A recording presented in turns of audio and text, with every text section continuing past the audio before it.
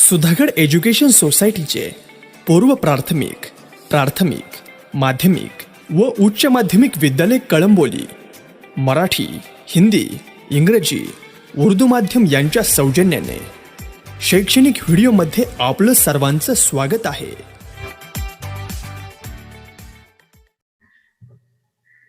सुस्वागतम सुस्वागतम. सुधागड विद्यासंकुलाच्या उच्च माध्यमिक विद्यालय कळंबोलीमध्ये आपले सर्वांचे स्वागत.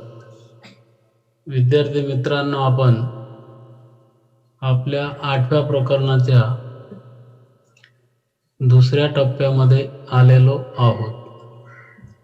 8व्या प्रकरणाचं नाव होतं आपलं भूगोलाचे व्याप्ती स्वरूप. त्यामध्ये त्याची सुरुवातीची थोडक्यात माहिती आपण बघितली. आता दुसऱ्या टप्प्यामध्ये भूगोलाच्या शाखांचा आपल्याला अभ्यास करायचा आहे. प्रामुख्याने भूगोलाच्या 2 शाखा आहेत. त्यात पहिल्या शाखेचं नाव आहे प्राकृतिक भूगोल. नैसर्गिक घटक व नैसर्गिक घडामोडींचा अभ्यास ज्यात केला जातो किंवा ज्या विषयात केला जातो त्याला प्राकृतिक भूगोल असं म्हणतात. यामध्ये प्रामुख्याने शिलावरण, जलावरण, वातावरण, जीवावरण या संकल्पनांचा समावेश होतो. शिलावरण, जलावरण, वातावरण, जीवावरण यांच्यामध्ये कुठकुठल्या संकल्पना येतात किंवा काय काय येते हे आपण अगोदरच्या व्हिडिओमध्ये बघितलंय. शिलावरणाशी संबंधित, जलावरणाशी संबंधित, वातावरण, जीवावरणाशी संबंधित तो तक्ता आपण बघितला. म्हणजे त्या तक्त्यावरून आपल्याला लक्षात येते की यामध्ये कोणकोणते घटक येतात. ते पाहण्यापूर्वी दुसरी शाखा जी आहे भूगोलाची तिला मानवी भूगोल असे म्हणतात. मानव आणि पर्यावरण यांच्या सहसंबंधाचा अभ्यास करणारे शास्त्र म्हणजे मानवी भूगोल. म्हणजे मानवासोबत नैसर्गिक घटक म्हणजे पर्यावरणीय घटक, मानवाने या पर्यावरणाशी किंवा पर्यावरणीय घटकांशी एकमेकांचा संबंध कसा येतो किंवा त्यांचा सहसंबंध कसा असतो याचा अभ्यास मानवी भूगोलामध्ये केला जातो. ही भूगोलाची दुसरी महत्त्वाची शाखा आहे. म्हणजे भूगोल हा विषय प्रामुख्याने प्राकृतिक भूगोल आणि मानवी भूगोल अशा 2 शाखांमध्ये विभागला गेलेला आहे. प्राकृतिक भूगोलामध्ये प्रामुख्याने एवढे घटक येतात. त्याचप्रमाणे मानवी भूगोलामध्ये देखील असे विविध घटक येत असतात. पहिला दिलेला आहे आर्थिक क्रिया म्हणजे आर्थिक भूगोल, सामाजिक रचना सामाजिक भूगोल, राजकीय व्यवस्था म्हणजे राजकीय भूगोल, सांस्कृतिक विकास म्हणजे सांस्कृतिक स्वरूपाचा भूगोल. या 4ही संकल्पना मानवी भूगोलामध्ये येतात. या 4मध्ये अजून वेगवेगळ्या संकल्पनांचा संबंध येतो किंवा वेगवेगळ्या संकल्पना या 4मध्ये अजून समाविष्ट होत असतात. तेही आपल्याला बघायचं आहे. आता याच्यामध्ये साधारणपणे शिलावरण ही जी पहिली संकल्पना आहे प्राकृतिक भूगोलातली, या शिलावरणामध्ये आपण मागील पहिल्या म्हणजे प्रकरणाच्या सुरुवातीला जे बघितलं तक्ता दिलेला होता त्या तक्त्यामध्ये शिलावरणाशी संबंधित घटक हे सगळे घटक त्यामध्ये समाविष्ट होतात. तरी सुद्धा यात लिहिलं आहे प्राकृतिक भूगोलात शिलावरणातील भूरूपे, त्यातील जलप्रणाली, भूस्वरूप, भूउठाव, वातावरणीय घटक, वातावरणाची रचना, हवा आणि हवामान, वारे, पर्जन्य, हवामान प्रकार, जलावरणातील सागर, महासागर, सरोवरे, नद्या इत्यादी घटकांचा आणि जीवावरणातील सजीवांमध्ये मानवी समूह, सूक्ष्मजीव, परिसंस्था, अन्नसाखळी, परिस्थितीय संतुलन. मानवी भूगोलात मानव आणि पर्यावरणाशी संबंध आणि जगातील मानवाच्या सामाजिक पर्यावरण विषयासंदर्भातील विविध गुणधर्म आणि वितरणाचा अभ्यास केला जातो. म्हणजे प्राकृतिक भूगोलातील शिलावरणाशी संबंधित घटक जलावरणाशी संबंधित घटक, वातावरणाशी संबंधित घटक, जीवावरणाशी संबंधित घटक, ह्या चारही संकल्पनांचा सारांश पॅरेग्राफ म्हणजे थोडक्यात हा दिलेला आहे.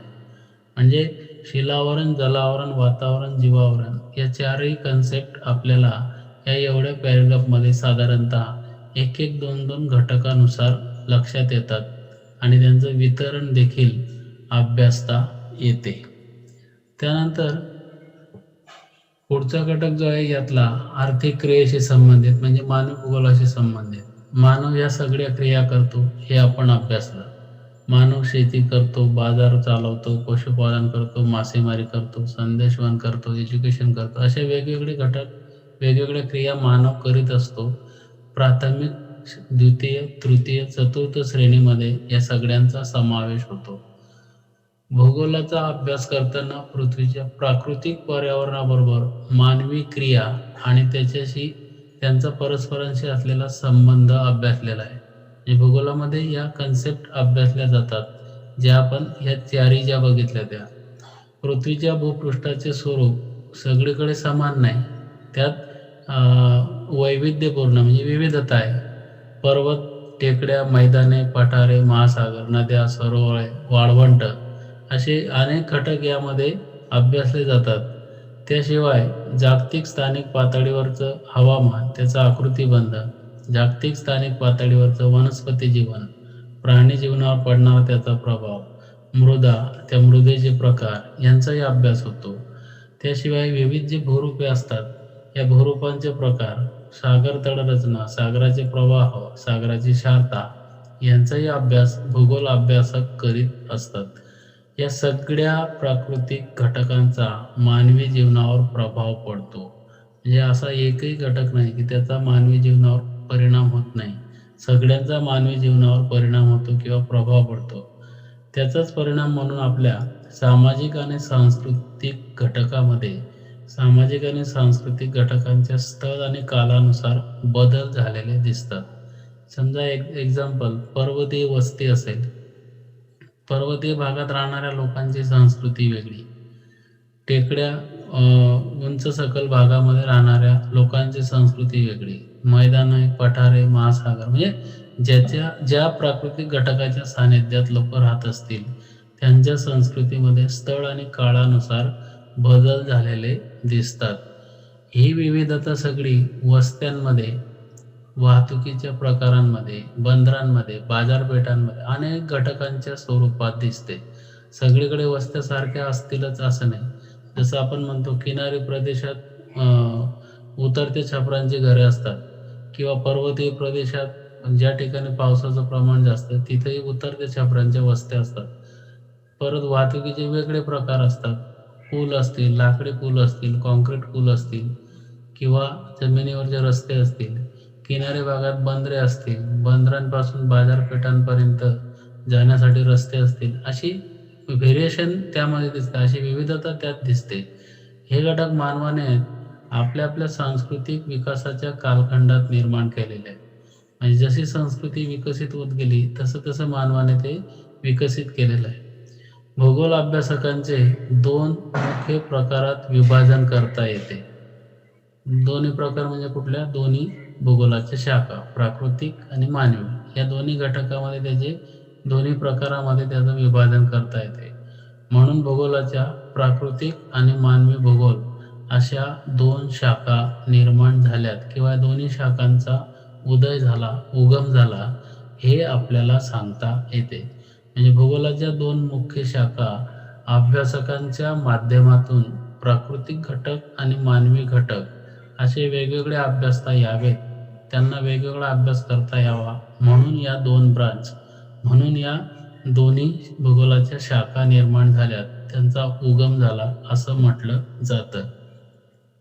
त्यानंतर आपल्या अभ्यासक्रमामध्ये भूगोलाच्या अभ्यासातून प्राप्त केलेल्या कौशल्यांची यादी तयार करावी. सांगा पाहू, आपल्या विचारांना चालना देणारे हे घटक आहेत.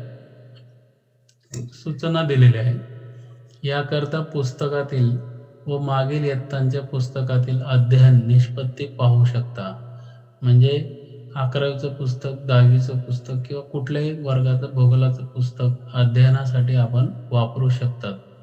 आकृती क्रमांक 8.1 मध्ये काही उदाहरणे याची दिलेली आहेत. कशाची? कौशल्यांची. ही उदाहरणे दिलेली आहेत.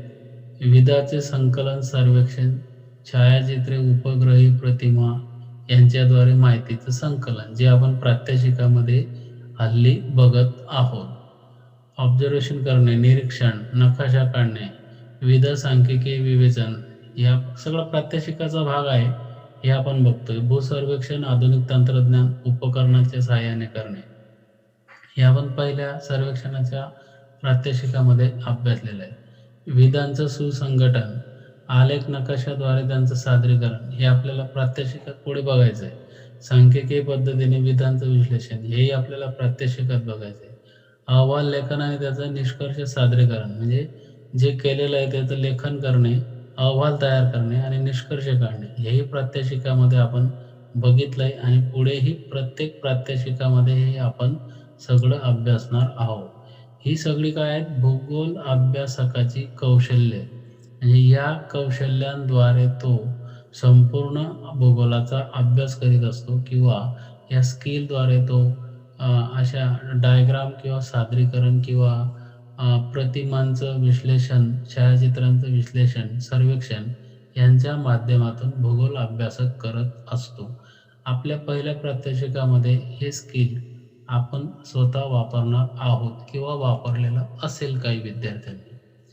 भूगोलाच्या अभ्यासासाठी कौशल्ये, पद्धती, तंत्रे यांचे स्वरूप प्रायोगिक व कृतीशील बनलेले आहे. म्हणजे हे आपण स्वतः करणार तरच आपल्या लक्षात येणार. दुसऱ्याचं कॉपी करून ते जमणार नाही. म्हणजे म्हणून त्याला काय म्हटलंय? कृतीशील आणि प्रायोगिक, म्हणजे एक्सपेरिमेंट करणे. याचा अभ्यास हा शास्त्रशुद्ध असून नेहमीच प्रयोगशीलता, माहिती, निरीक्षण प्रकार, त्या माहितींचे विश्लेषण, संशोधन, निष्कर्ष यांची जोड दिलेली असते. या सगळ्या गोष्टी प्रात्यक्षिकात जे आपण करतोय, माहिती मिळवतोय, अहवाल लिहितोय, निरीक्षण करतोय, माहितीचं विश्लेषण करतोय, संशोधन करतोय आणि निष्कर्ष काढतोय, या सगळ्या गोष्टींचा यामध्ये समावेश आहे. हा विषय फक्त सिद्धांतावर आधारलेला नाही, तर त्याला विविध प्रकारची साधने, विविध प्रकारची तंत्रे, या तंत्रांद्वारे, साधनांद्वारे त्याला माहिती संकलित करता येते, विश्लेषण करता येते आणि पुराव्यांची जोड देता येते. म्हणजेच काय? जे आपण मोबाईल ॲपच्या माध्यमातून हे मोबाईल ॲप काय झालं? हे एक साधन झालं, मोबाईल साधन, आणि ॲप म्हणजे काय? ते तंत्र. ते तंत्र वापरून आपण हे सगळं पहिल्या प्रात्यक्षिकामध्ये केलेलं आहे आणि शेवटी आपण निष्कर्षाला पोहोचलेलो आहोत. म्हणजे थेरॉटिकल, प्रॅक्टिकल ह्या सगळ्या गोष्टी आपण त्यामध्ये केलेल्या आहेत. त्याची एकमेकांना जोड दिलेली असते. म्हणजे प्रात्यक्षिकाचा संदर्भ थेअरीमध्ये, थेअरीचा संदर्भ प्रात्यक्षिकामध्ये, ह्या सगळ्या कौशल्याच्या माध्यमातून ते शक्य होत असते. विद्यार्थी मित्रांनो, आपण 8व्या प्रकरणाचा दुसरा शैक्षणिक व्हिडिओ या ठिकाणी संपवत आहोत. लवकरच आपण पुढील शैक्षणिक व्हिडिओमध्ये भेटू. थँक्यू.